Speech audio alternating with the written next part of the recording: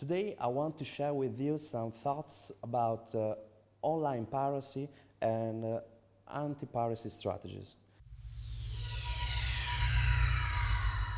It is a fact that threats to intellectual works protected by copyright increased because of the digitalization of such works and easiness of copying them.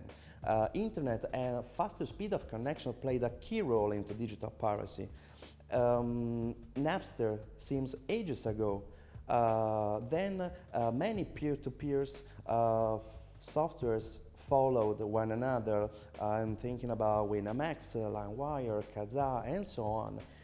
Then BitTorrent technology, and in the latest period, cyberlockers, which are internet websites for storage of digital files. In a nutshell, this is the scenario: torrents and cyberlockers. And don't think that only video games, music, movies, or softwares are touched by digital piracy. Every intellectual work is involved, also magazines, newspapers, comics, any kind of show. So let's talk about cyberlockers. How to protect intellectual works? There is not a unique answer, and any case should be evaluated to draw a tailor-made strategy. But generally speaking, we could say that it could be an escalation of solution. A first step could be to take advantage of the notice and take down policies that most sites usually adopt. In doing this, the right holder has to properly and specifically indicate the URL of the link where the infringing content is hosted. But maybe you experience it when you succeed in eliminating a content from a place, that content reappears somewhere else in the web.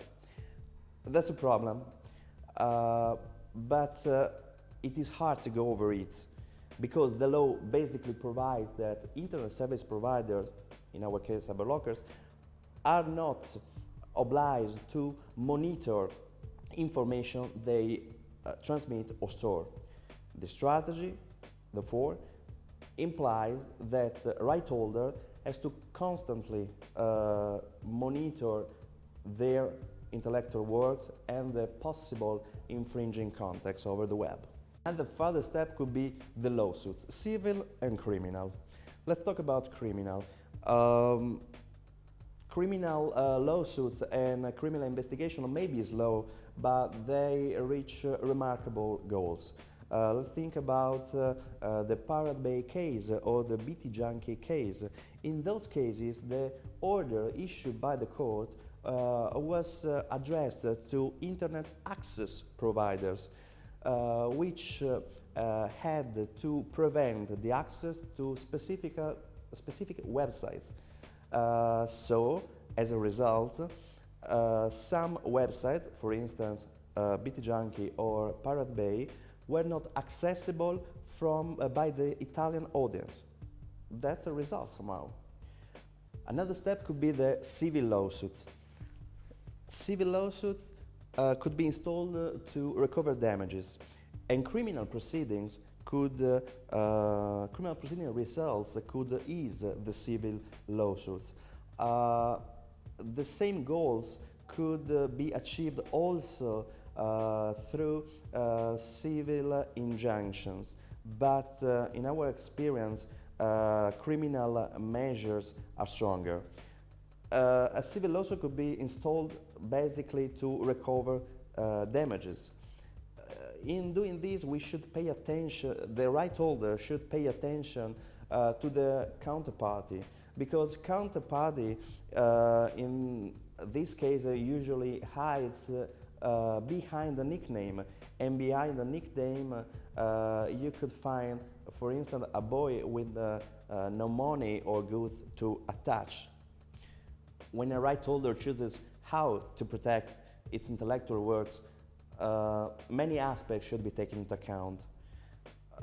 Basically, costs, possible and actual damages, and the source of the infringement and its diffusion. Each of these parameters should be consider to draw an effective strategy to try and protect intellectual works over the web.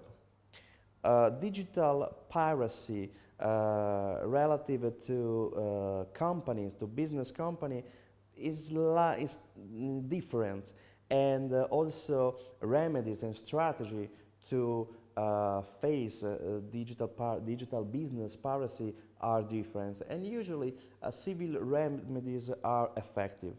But we talk about that next time.